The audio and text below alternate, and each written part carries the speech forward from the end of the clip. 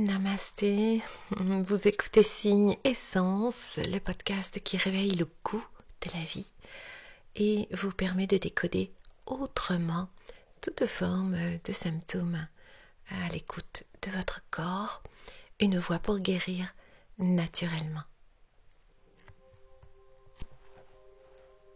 Bonjour à tous, bonjour à toutes, bon matin, dimanche matin pour un décodage aujourd'hui de la culpabilité qui semblait être tout de même un véritable fléau, j'allais dire mondial, parce que je remarque, pour accompagner des milliers de personnes dans vraiment beaucoup de pays différents, je remarque que quel que soit le sexe des personnes, la religion, la culture, la nationalité, le métier exercé, nous retrouvons la culpabilité. Et je pense que véritablement c'est un fléau parce que c'est comme une araignée. On pourrait dire, des fois on me dit la toile d'araignée, je me sens prise dans une toile d'araignée, et on pourrait l'imager un petit peu comme ça parce que ça peut devenir véritablement un piège. Et ce qui la rend encore plus nuisible, c'est le manque de conscience à cet égard en fait. Nous serions conscients à environ 5 ou 10%, ça revient sur les chiffres de notre inconscient tient la barre en tant que capitaine et nous fait nous agir, faire nos choix, adopter attitudes et comportements de manière totalement inconsciente, bien entendu.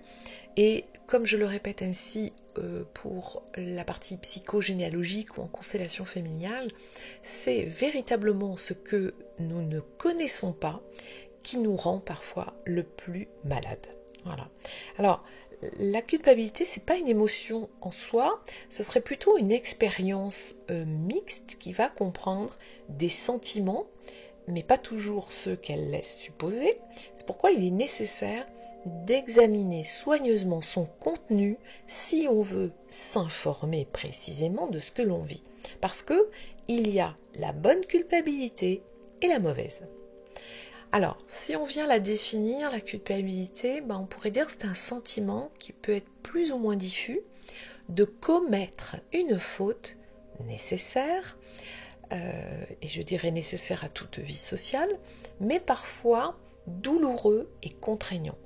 Le sentiment de culpabilité, ça peut être avoir l'impression de ne pas être juste, d'avoir en fantasme ou réellement enfreint un tabou, de nourrir un désir qui n'est pas autorisé, d'avoir eu un comportement coupable face à une personne ou une situation, et il peut en être alors une véritable angoisse sourde, passive, et une tendance à l'auto-accusation, ce qui peut amener aussi à cheminer vers l'auto-culpabilité. J'en parlerai à la fin.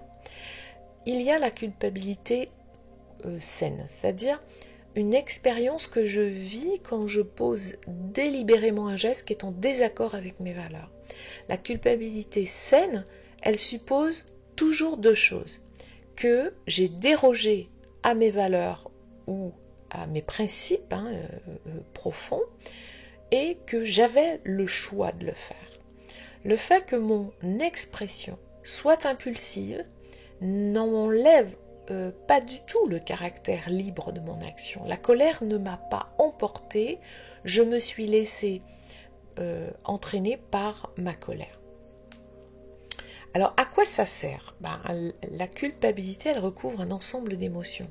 Je suis en colère contre moi d'avoir outrepassé ou transgressé mes principes, mes valeurs. Je n'admets pas de blesser injustement alors que je viens de le faire. Je m'en veux d'avoir cédé à l'impulsion. Je peux avoir de la peine d'avoir fait mal à mon ami que j'aime. Je le regrette parce qu'il ne mérite pas finalement une telle attitude.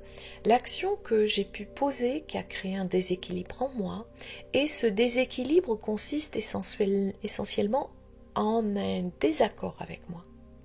Et la culpabilité m'indique donc que j'ai été infidèle à moi-même dans une situation où j'avais le droit de l'être. Dans la culpabilité malsaine, eh bien là, on va trouver un déguisement de mon refus d'assumer mes propres désirs, mes sentiments, mes choix. Et elle contient plusieurs émotions dont certaines sont très habilement masquées. Dans cette culpabilité, on trouve généralement de la colère, de la peur et parfois donc de la peine, de la tristesse. Mais encore une fois, la tristesse est une émotion qui nous sert de passage d'un gai à l'autre, hein, voilà. Donc pour éprouver la perte. Donc on peut rester bloqué dedans, ce qui socialement est beaucoup mieux accepté que de se mettre en colère pour quelque chose qu'on a perdu. Voilà. Donc on peut rester bloqué, ce qui peut entraîner aussi à une attitude d'angoisse permanente, d'anxio-dépression, etc. Je peux être en colère contre le fait de devoir porter ce que je vis, la colère contre celui que je tiens responsable d'être dans la situation, de prendre une position que je trouve difficile à prendre, la peur d'afficher mes priorités, la peur des conséquences de mes choix, parce que ça peut bien sûr être ça, la peur de montrer ma colère. Hein, encore une fois, il s'agit d'apprendre à manifester sa colère de manière saine, puisqu'elle est la gardienne, je pourrais dire, de notre intégrité. Ça peut être la peine de bouleverser une personne, etc. Donc, par exemple, mon conjoint fait un excès de vitesse, encore, et j'aimerais qu'il soit plus responsable. Donc, je peux lui expliquer calmement, avec respect, et lui dire que en fait, ça me fait peur peut-être. Peut-être que je ne me sens pas en sécurité dès lors qu'il passe une certaine vitesse. Et là, il m'accuse de ne pas le comprendre, de le juger. Et moi, je vais me sentir coupable d'avoir généré cet état et ce retour. Alors, je m'excuse, je lui dis que je regrette, et pourtant, en fait, c'est pas tant les choses que j'ai dites ou lui exprimer même. Par exemple, hein, dans un cas comme celui-ci, que j'ai peur, que je me sens insécure, etc., je préfère qu'il ralentisse. Et en fait, c'est pas tant que je l'ai dit, c'est son interprétation de ce que je lui rapporte de mon ressenti. Voilà, donc, et là, vous voyez, on peut se sentir coupable d'avoir dit, mais en fait, la culpabilité, elle est plus que largement partagée, parce que là, on voit bien que l'autre n'accepte pas de venir dans mon paysage de ressenti à moi et de cautionner le fait que je puisse me sentir insécure. Je suis la seule personne à pouvoir sentir ce qui se passe en moi.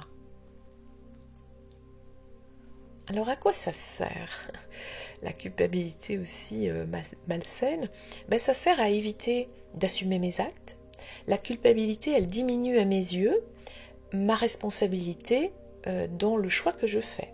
Mon action est moins grave parce que je la pose à regret. Donc j'ai moins l'impression d'être égoïste si je me sens coupable. Elle sert aussi à neutraliser la réaction de l'autre. Si j'avoue que je pose un geste avec culpabilité, l'autre devrait m'en tenir moins rigueur. L'aveu de ma culpabilité est donc une manière de manipuler pour diminuer les conséquences de mon geste. Culpabilité, camouflage. Elle a rempli souvent les deux fonctions à la fois, me donner bonne conscience et contrôler la réaction de l'autre. Donc là, elle est pernicieuse parce que c'est un moyen pour éviter de s'assumer. Dans les causes de la culpabilité, on peut en trouver plusieurs. Par exemple, j'ai fait quelque chose de mal. Donc j'ai réellement fait quelque chose de mal, ce qui a blessé une personne, soit physiquement ou psychologiquement, émotionnellement. Il n'est pas possible de réfuter l'événement. Je l'ai fait et c'est un fait. Donc il se peut que je me sente mal parce que j'ai transgressé mes valeurs ou mes croyances, j'ai menti, j'ai volé, j'ai triché. C'est tout à fait approprié de se sentir coupable dans ce cas, bien sûr. La culpabilité malsaine arrive lorsque je rumine sur ce que j'ai fait. Il faut accepter le geste, s'excuser auprès de la personne blessée et trouver une manière de faire en sorte de ne pas le répéter.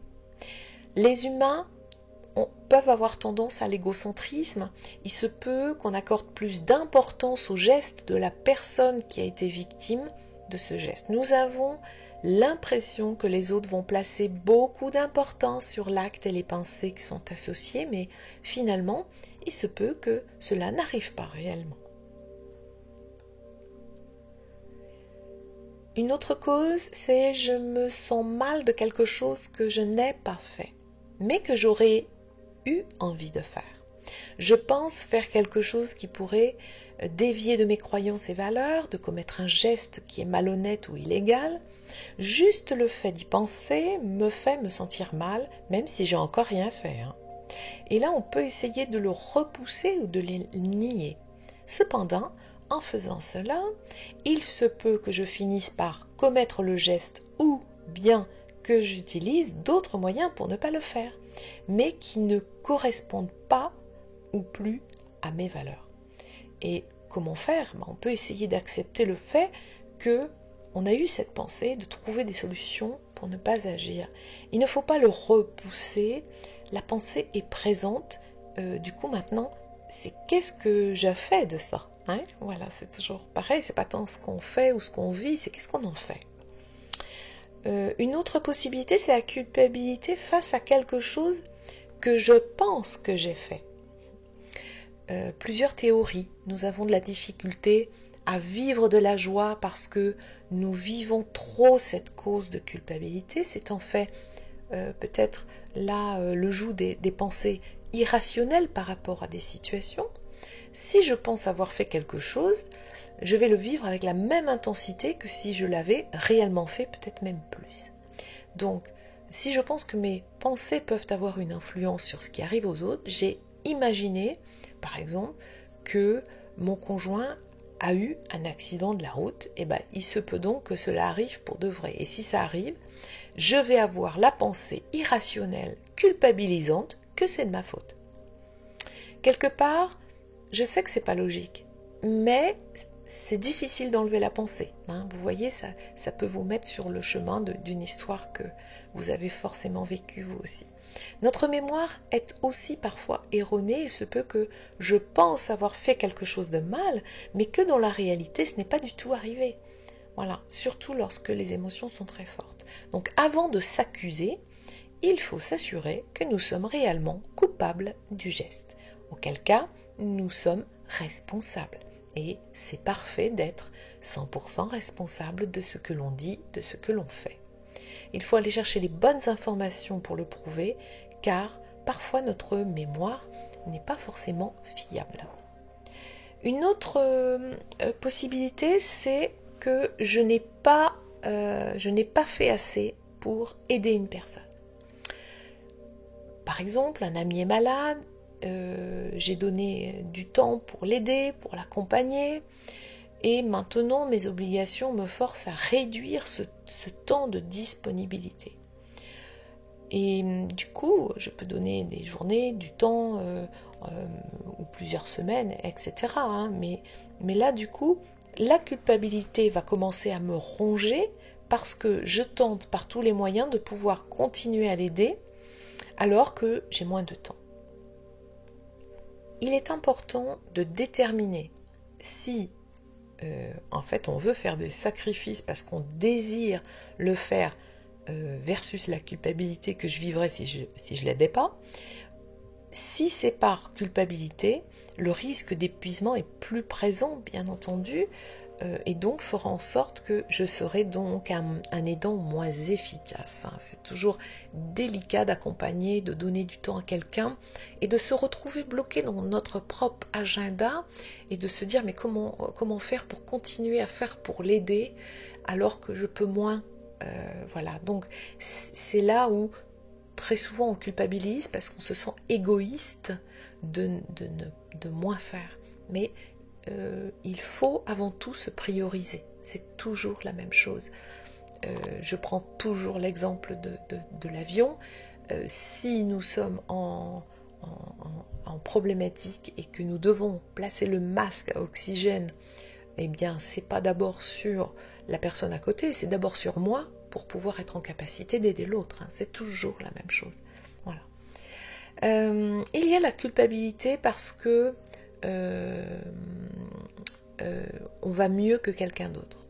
Par exemple, la culpabilité du survivant, que j'ai rencontré très très souvent et qui peut se transformer en syndrome du survivant et empêcher complètement la personne de vivre. Hein.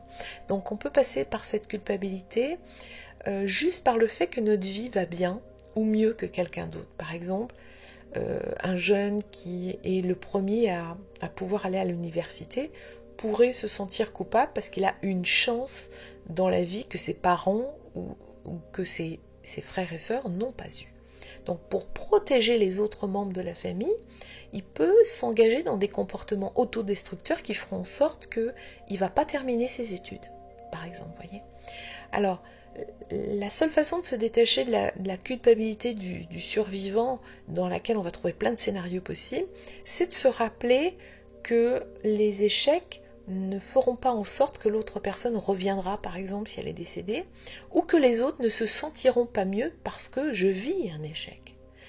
Donc, faire des tentatives pour vivre le succès est intéressante à cet endroit pour peut-être réhabiliter une nouvelle information. Il y a bien sûr l'auto-culpabilisation, donc ça c'est très intéressant parce que c'est une tendance à ressasser ses propres actes, ses paroles, avec un sentiment d'avoir mal fait et donc d'entrer dans une dévalorisation permanente avec à terme le risque de développer un TAC, c'est-à-dire un trouble d'anxiété généralisée, ou une anxiété latente permanente, ou des TOC, hein, des troubles obsessionnels compulsifs. Ce type de culpabilité est souvent issu de l'univers familial. Ça peut être un moyen d'éducation, un moyen de pression, c'est aussi une forme de manipulation inconsciente et de chantage parental. L'enfant, il a pu être soumis à, la personne qui est là-dedans, a pu être soumis à des injections, ce qu'on appelle des drivers, par exemple, dans l'éducation, soit parfait, soit fort, hein, fais-moi plaisir, dépêche-toi, etc. Dans mon petit e-book sur l'enfant intérieur, je les ai développés. Si vous ne l'avez pas, vous pouvez le télécharger tout à fait gratuitement.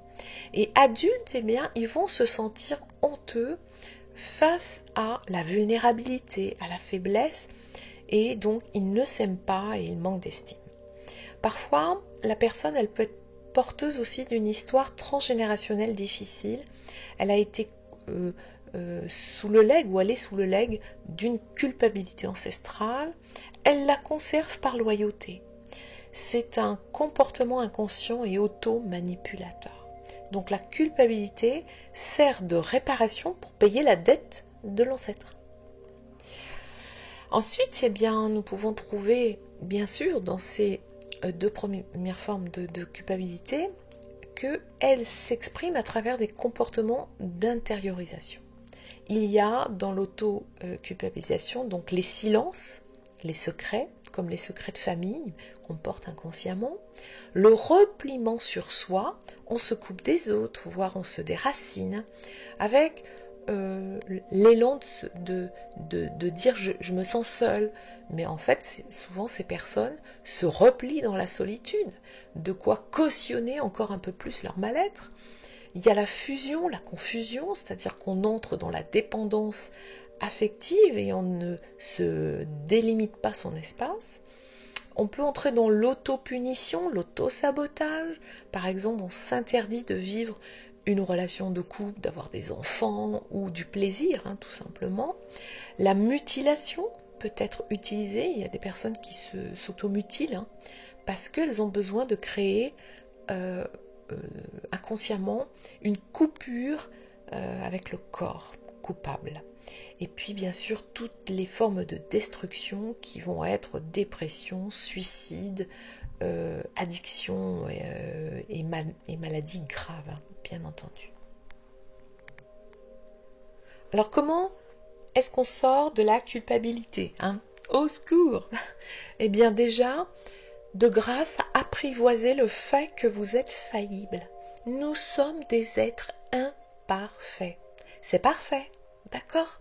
Alors, d'abord, on analyse la situation. Nos culpabilités, souvent font suite à un événement, un choc émotionnel qui peuvent nous précipiter dans l'urgence. Sans prendre le temps d'observer ou de comprendre ce qui vient de se passer, eh bien voilà, on est dans le jugement, on est dans l'évaluation de nous-mêmes.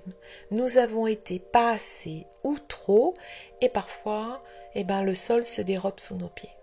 Or, il y a bien quelque chose qui a fait que nous avons agi de cette façon, je dirais un élément déclencheur. Il importe de prendre le temps d'observer ce qui s'est passé, de faire un arrêt sur image. Qu'avons-nous dit? Qu'avons-nous fait précisément?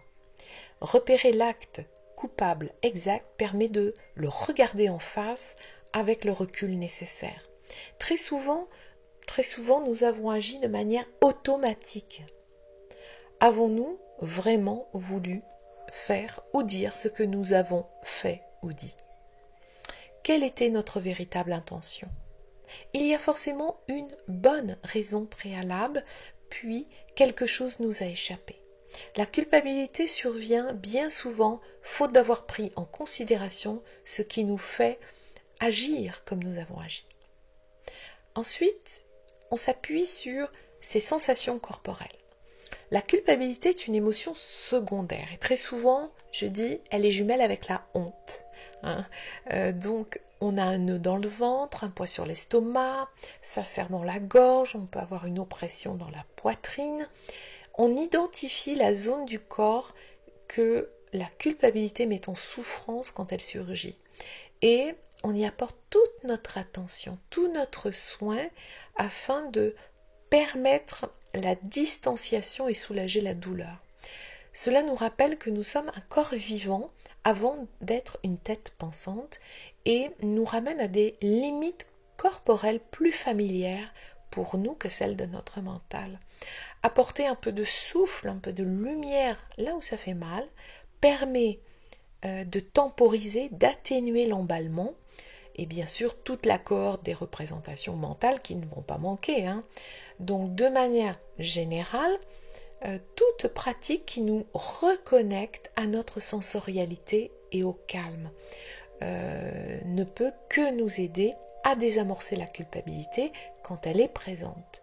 Le but, c'est ne pas se laisser envahir par l'onde de choc, peut-être, qui peut subvenir, mais reconnaître dès les premiers signes, accueillir avec indulgence, avec douceur, avec humanité. Cela permet de limiter l'impact. Dans les possibilités, par exemple, bien sûr, tout de suite la respiration, la cohérence cardiaque, ça peut être la respiration au carré. Vous imaginez ou vous fixez un point carré, ça peut être une fenêtre devant vous. J'inspire sur le premier côté, je retiens ma respiration, deuxième côté, j'expire, troisième côté, je retiens ma respiration, quatrième côté. De nouveau, j'inspire, etc. Ça peut être bien sûr toutes les techniques qui font du bien, du yoga, du tai chi, ça peut être faire un peu de méditation en pleine conscience, enfin voilà, tout ce qui va vous aider à vous centrer, vous ramener au corps. Il y a le fait de reconnaître le mécanisme aussi de la culpabilité. La phase d'acceptation, elle est fondamentale. C'est en assumant sa culpabilité, en se l'appropriant, que l'on peut entendre ce qu'elle nous dit de nous dans la situation où nous nous trouvons, de notre rapport à l'autre et de notre rapport à nous-mêmes. C'est exactement comme toujours sur la logique du symptôme.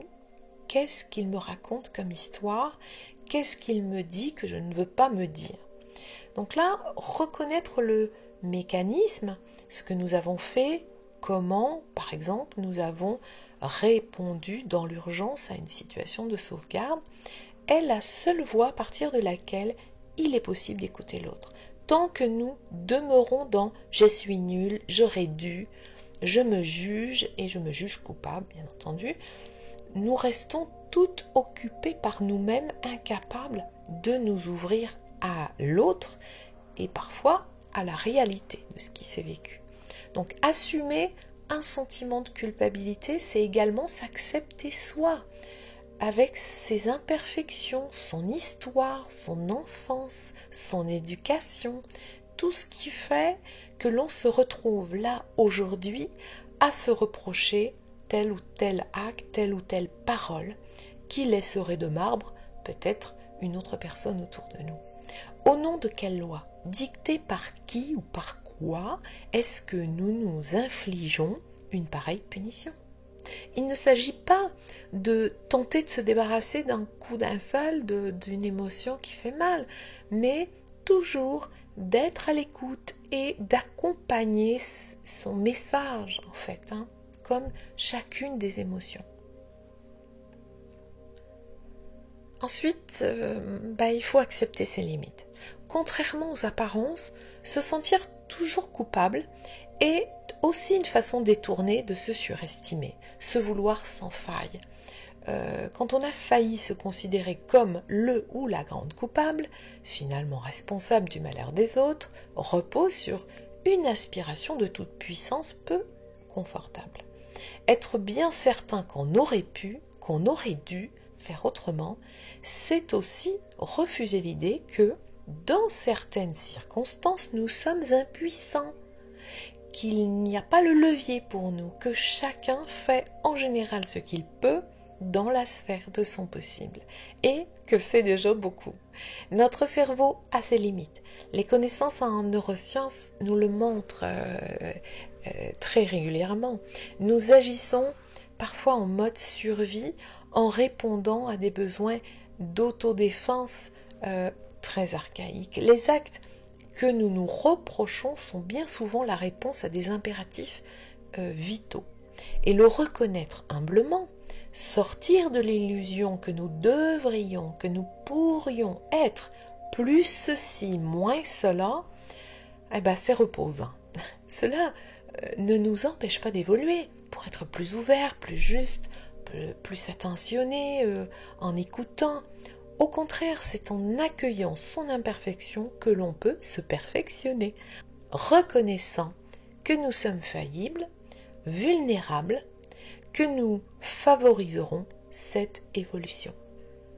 Ensuite, interrogeons la faille. La douleur de la culpabilité nous ramène à une notion de faute.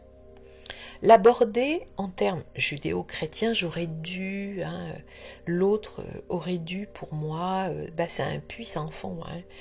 Si on se place dans la logique du système émotionnel et que l'on regarde le sens étymologique du terme la faute, ça nous raconte quoi? Une histoire de manque, une faille, et le plus souvent, c'est vis-à-vis de nous-mêmes. Si on se contente d'analyser les circonstances sous l'angle de l'autre, que l'on aurait lésé ou pas traité comme il fallait, on tourne en rond. Alors, si on change de point de vue et que l'on se demande en quoi nous avons failli, que l'on s'interroge sur soi-même, on a plus de chances d'avancer, c'est évident.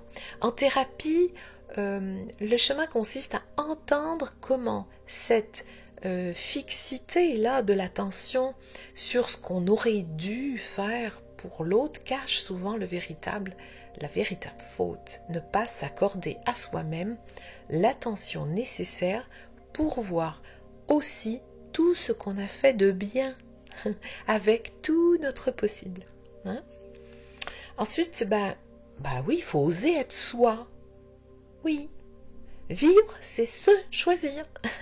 Les personnes qui mendient dans le métro, les enfants qui ont faim, les personnes sans domicile fixe qui dorment au pied d'un immeuble, c'est souvent l'éruption de l'autre dans le ronron confortable de notre quotidien qui vient appuyer sur la touche coupable, semant soudain le malaise au creux de notre tranquillité.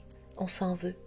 Une façon comme une autre de s'auto-punir, d'avoir une vie confortable, d'être né the sunny side on the street, comme disait Louis Armstrong, comme il le chantait, d'être ce que l'on est. Ce qui finalement ne fait que nous éloigner davantage. On se coupe comme le suggère la sonorité du mot coupable, non seulement de l'autre, mais de nous-mêmes. Donc décider d'assumer sa propre vie demande au fond plus de courage. C'est un véritable chemin qui peut prendre une vie parfois. Bon, c'est ok si c'est pour ça qu'on est venu. Mais ce n'est pas ta faute, c'est de ton fait, disait Dolto. Jolie formule qui invite à sortir du fantasme et nous rappelle au registre de la réalité. On n'est jamais coupable d'être soi.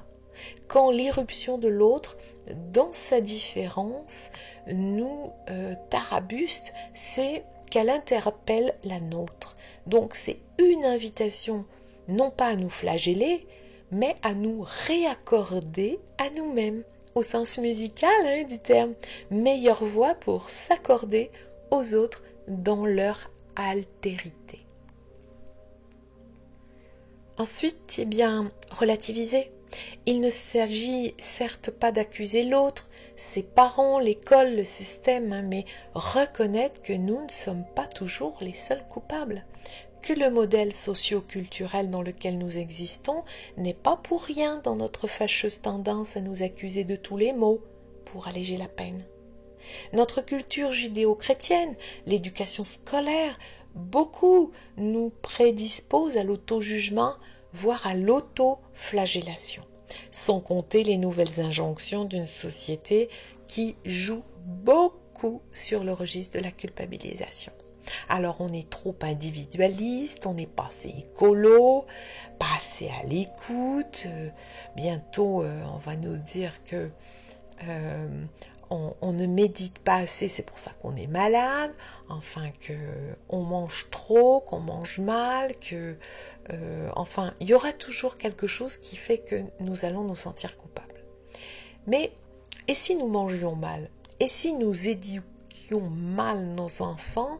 Les culpabilités qui nous rongent viennent non seulement d'une physiologie à laquelle aucun être humain ne peut échapper, mais aussi de notre rôle social. Donc, c'est bien de repérer le mécanisme et voir comment nous participons à l'organiser, parce que ça va être aussi aidant pour nous en libérer. Et puis, bien entendu, on entreprend une thérapie si on ne s'en sort pas.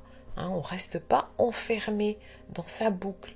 La douleur est toujours un motif suffisant pour demander de l'aide, du soutien. Quelle que soit la nature, la gravité des événements qu'on traverse, dès lors que la culpabilité s'invite de manière obsédante, avec sa cohorte d'angoisse, de colère, de souffrance, eh bien, je vous invite à rencontrer un thérapeute pour vous aider à soulager, à faire le chemin dont nous venons de parler là.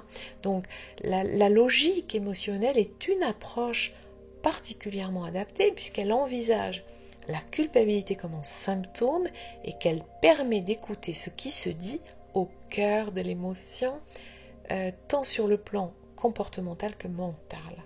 Donc, de manière générale, les thérapies cognitives, comportementales, vont aider la personne à cheminer sur son comportement, ses croyances, etc.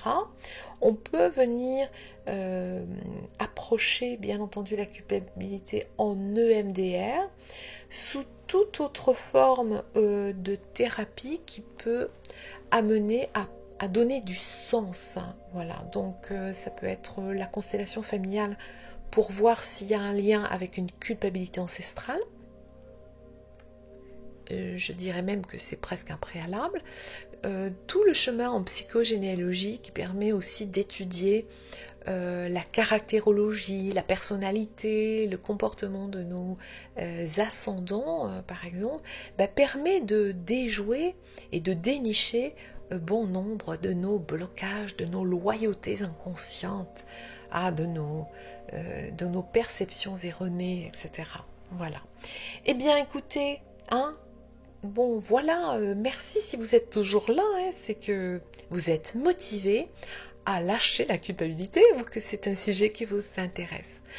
Voilà, merci infiniment pour votre écoute, votre présence, votre fidélité toujours et tous les petits commentaires que vous laissez. Au contraire, c'est très bien et très sympa. Ça aide aussi l'algorithme de YouTube à faire progresser la chaîne dans les choix des internautes. Donc, merci infiniment aussi pour vos partages. C'est adorable.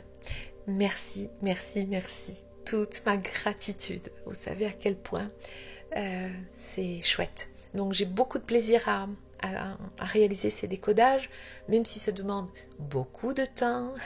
Eh bien, c'est aussi ma manière de petit cocolibri de contribuer à la communauté pour qu'on s'élève au meilleur tous demain, hein, bien sûr. Allez, je vous embrasse avec beaucoup de tendresse et bien sûr, comme toujours, recevez tout mon amour.